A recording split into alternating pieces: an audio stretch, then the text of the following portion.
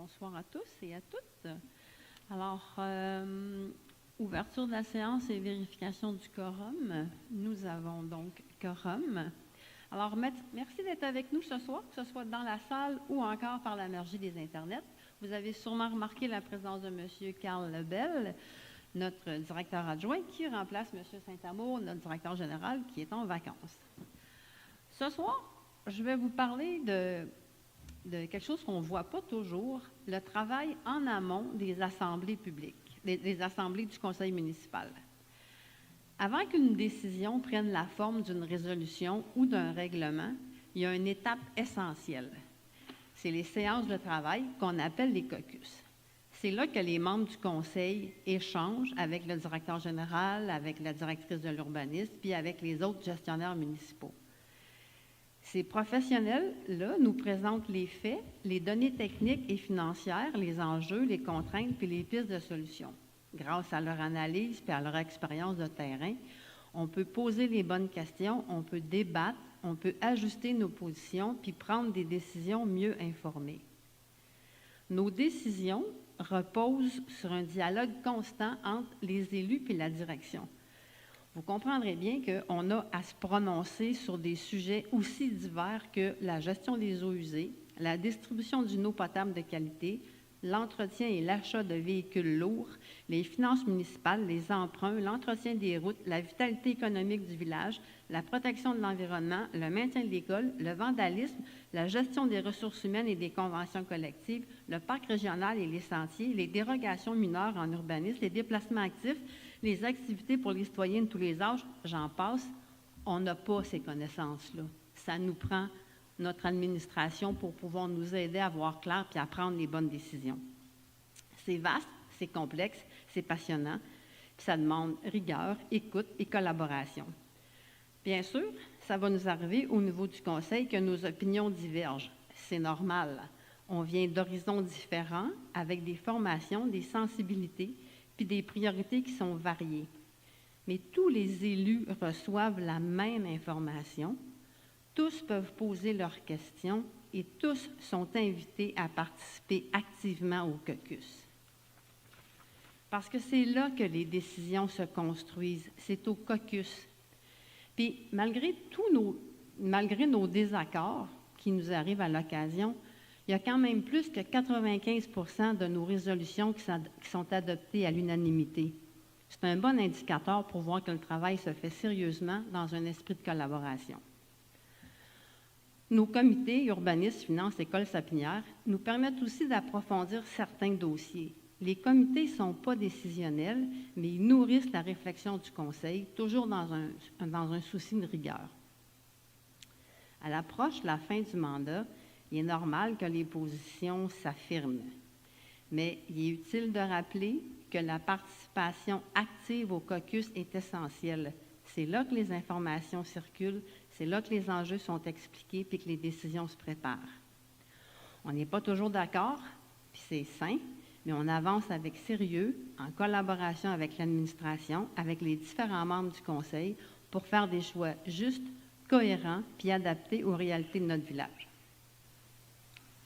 Bon, ce qui m'amène au suivi des grands projets, l'expropriation de la sapinière, une mise à jour. Ce matin, le 8 juillet, on a eu une rencontre avec le tribunal administratif du Québec. Quand je dis « on », en fait, c'était les avocats et l'administration ici, afin de revoir l'échéancier dans le dossier d'expropriation du domaine de la sapinière.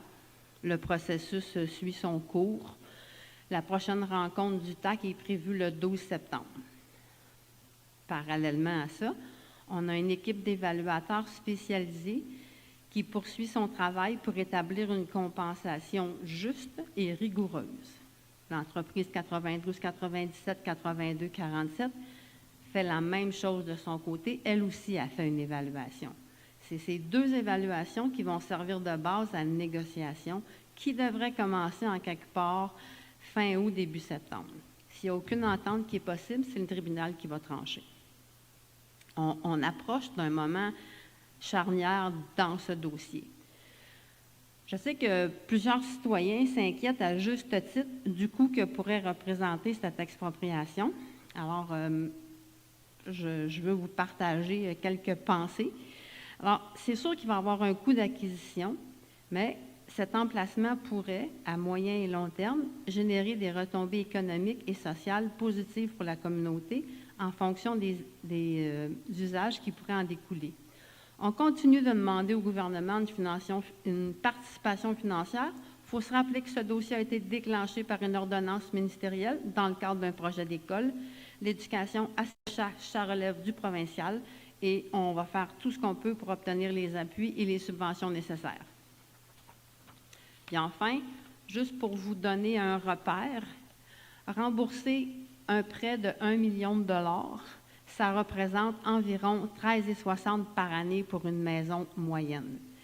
Puis ce montant-là va diminuer au fil du temps avec l'ajout des nouvelles résidences sur le territoire. Par ailleurs, il y a d'autres avenues de règlement du litige qui ont été évoquées de façon informelle les derniers mois. Certaines de ces avenues supposent des modifications importantes à la réglementation actuelle et nécessitent des analyses rigoureuses et des ajustements majeurs. Mais à ce stade, il n'y a aucune proposition officielle qui a été soumise au Conseil. On reste à l'écoute de toute option réaliste et avantageuse pour Val-David, tant sur les plans financiers qu'urbanistiques. On ne ferme aucune porte, mais on ne va pas prendre de raccourcis. On a une étape déterminante de l'évaluation des terrains et des bâtiments. Le conseil municipal a donné un mandat clair à des experts indépendants. On prend le temps de bien faire les choses, mais on ne prend pas plus de temps que nécessaire. Puis une première évaluation indépendante est attendue au courant de l'été. Lorsque toutes les données vont être connues, en fait les données principales, notre évaluation puis celle de l'entreprise, c'est ensemble, élus et citoyens, que nous pourrons discuter de l'usage et de l'avenir du site. La nouvelle école, en juin, on attendait une annonce concernant la construction de notre école. Il n'y a aucune annonce qui a été faite, ni pour nous, ni pour aucune nouvelle école au Québec. Je poursuis mes démarches et mes pressions, tant auprès du ministère de l'Éducation que de notre député, du MAMACH et du cabinet du premier ministre. Mais c'est aussi important que les citoyens continuent de faire entendre leur voix pour qu'on puisse avoir une nouvelle école. Les jeux d'eau. Les croquis ont été reçus et analysés, et l'analyse est presque terminée. Si tout se passe comme prévu, les travaux vont pouvoir commencer dès l'automne. Alors, l'an prochain, on aurait des jeux d'eau. Et en terminant, quelques nouvelles en vrac. Merci à l'équipe Loisirs, Culture et Communautaire pour l'organisation de la magnifique fête de la Saint-Jean. Ils ont fait un appel à tous. Puis, il y a plusieurs citoyens qui nous ont offert des performances touchantes et originales. On a eu des chorales, des raps, des chansons traditionnelles, des compositions personnelles. C'était vraiment chouette. C'était une soirée magique qui s'est terminée autour du feu, comme un grand party de famille où est-ce que tout le monde chantait. La première pelletée de terre de la caserne de pompiers de notre régie a été faite la semaine dernière. La caserne devrait être terminée en 2026. Elle va être à Sainte-Agathe, au coin de la 117 puis la 329.